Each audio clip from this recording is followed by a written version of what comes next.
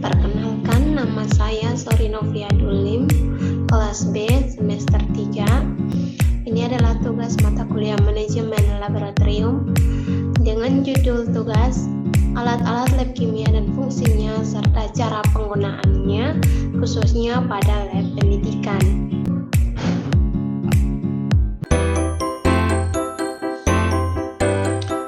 Ya, jadi sebelum kita masuk dalam pengenalan alat-alat lab kimia, kita harus tahu apa itu lab kimia.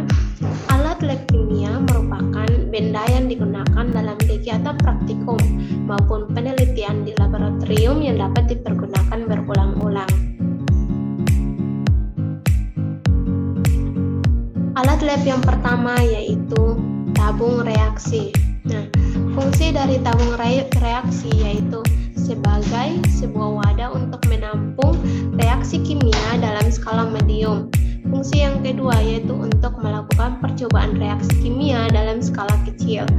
Dan yang terakhir yaitu sebagai wadah untuk mencampur atau memanaskan bahan-bahan kimia di laboratorium. Nah, cara penggunaannya yang pertama itu kita panaskan terlebih dahulu tabung reaksi tersebut ke dalam gelas kimia yang sudah diisi air dan kemudian menggunakan pembakar spiritus untuk proses pemanasan. Nah, jadi untuk menghindari kecelakaan, kita harus memegang tabung reaksi dengan menggunakan alat penjepit tabung. Ya, jadi ini adalah alat penjepit tabung. Jadi fungsinya itu digunakan untuk menjepit tabung reaksi pada saat pemanasan atau untuk membantu mengambil kertas saring atau benda lain pada saat kondisinya panas. Nah, cara penggunaannya yaitu kita pegang bagian ujung yang panjang, ini ujungnya yang panjang, kemudian kita tekan bagian penjepit dengan jari tengah dan telunjuk. Selanjutnya kita arahkan bagian depan ke arah tabung reaksi hingga tabung reaksi masuk ke dalam penjepitnya.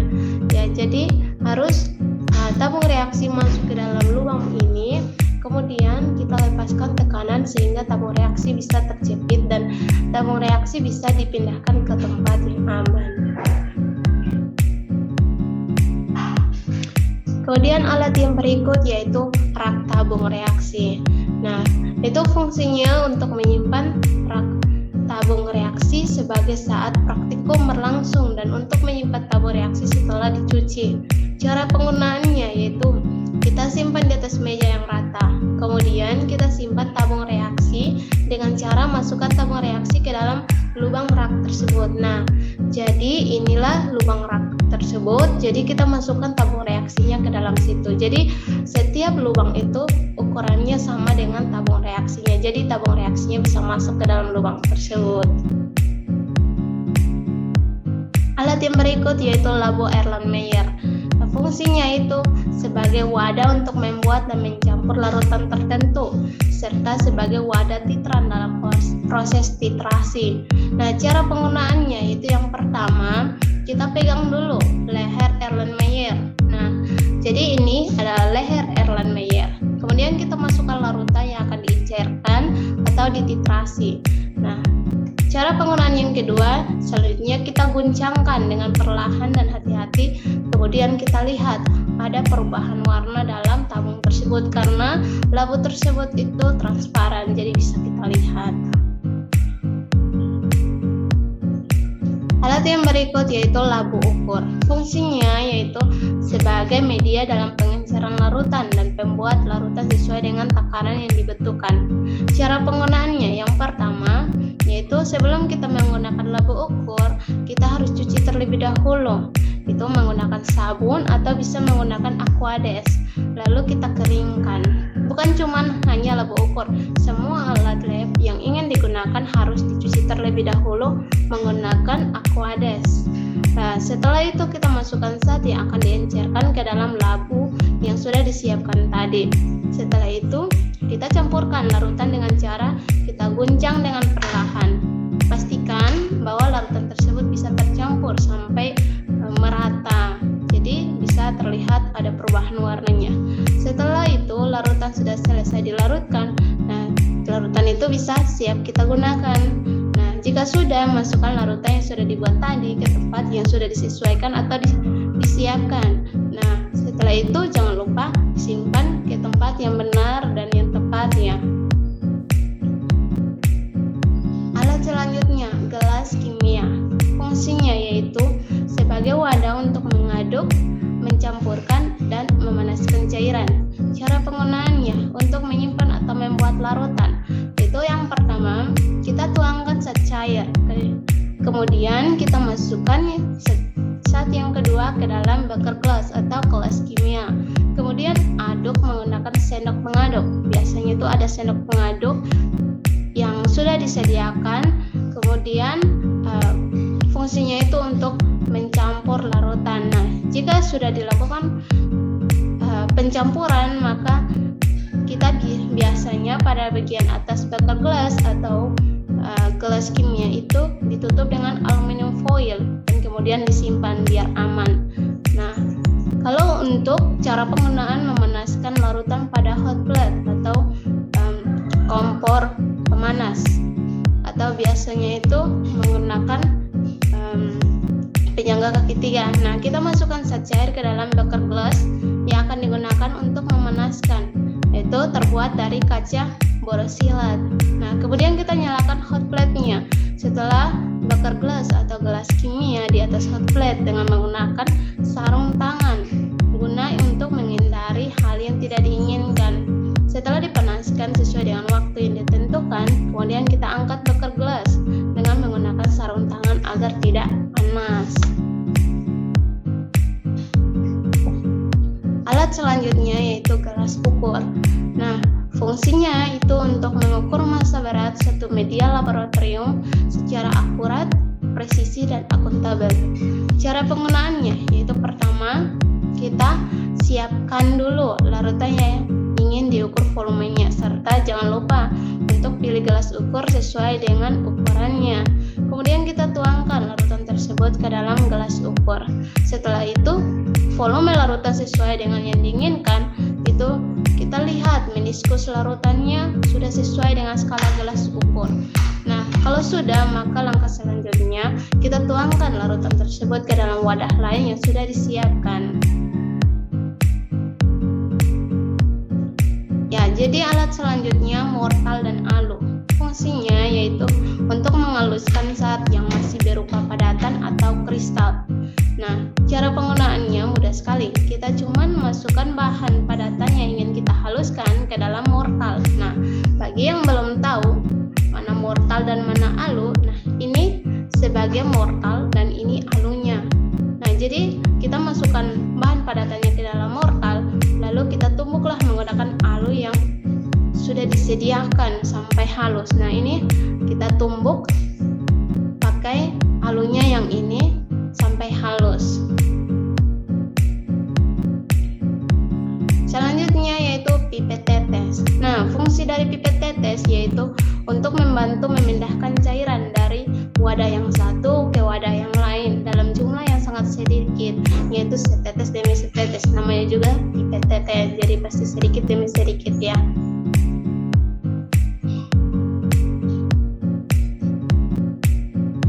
Ya, jadi cara penggunaan dari pipet tetes yaitu yang pertama, kita ambil salah satu pipet tetes baru dan kita tekan bola karet yang ada di bagian atasnya.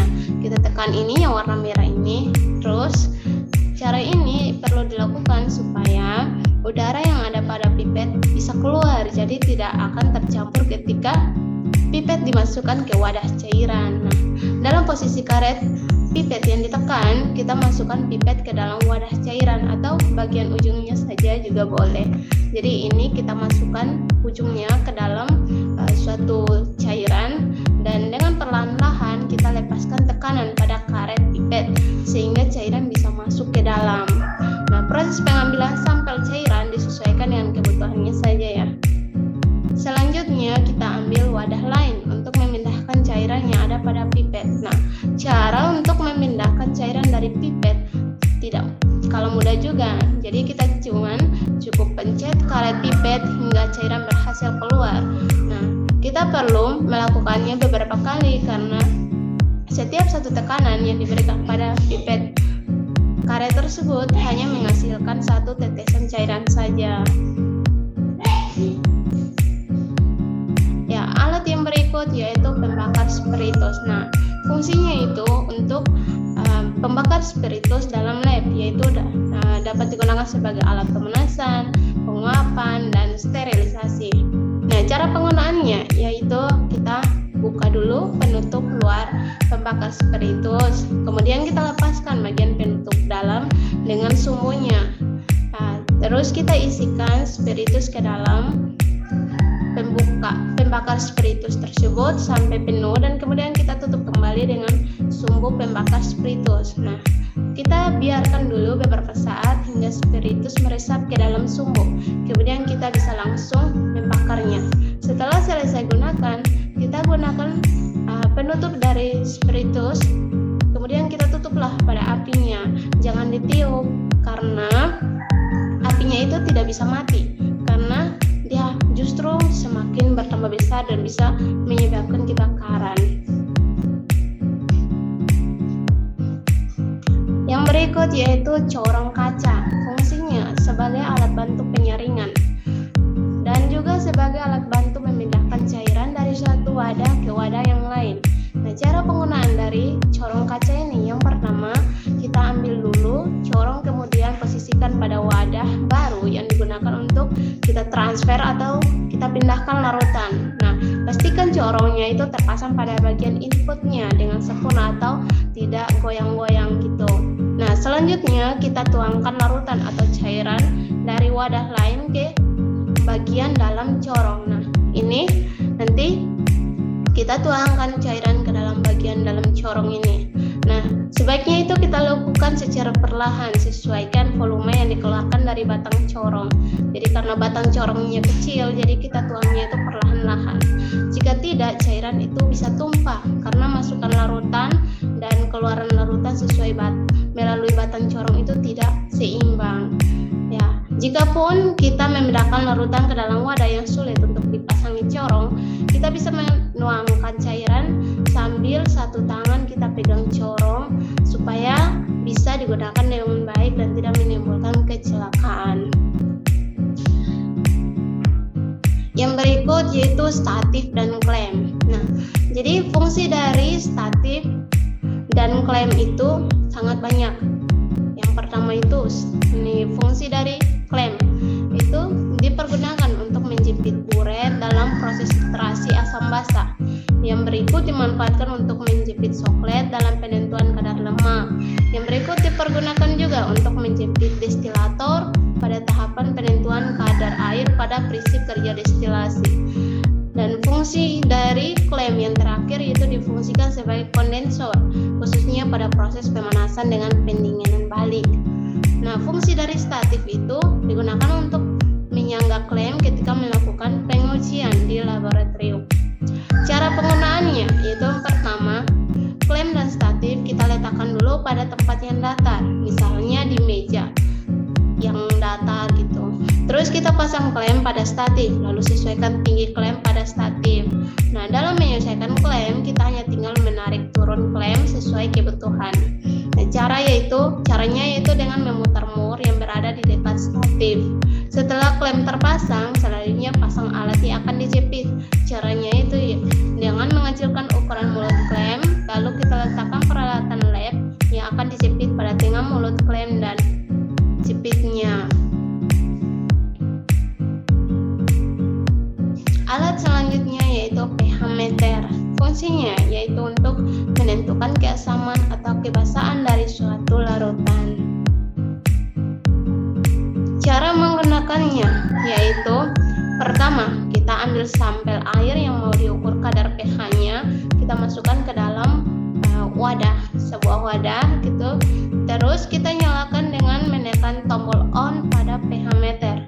Nah, kemudian kita masukkan pH meter ke dalam wadah yang berisi air yang tadi, dan kemudian kita setelah kita celupkan ke dalam air, skala angka akan bergerak secara acak.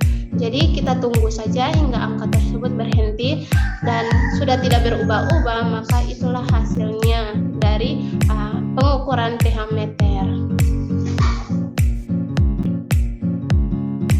Ya, selanjutnya yaitu lemari asam. Nah, fungsinya yaitu melindungi personil dari bahaya terhirup gas beracun selama proses pengujian, riset maupun pembelajaran di laboratorium. Cara penggunaannya, yang pertama, kita naikkan jendela sorong atau sliding windows sesuai kebutuhan yang diinginkan.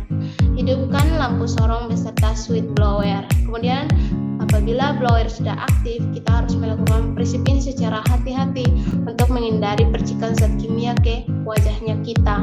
Kemudian turunkan jendela sorong setinggi bahunya kita.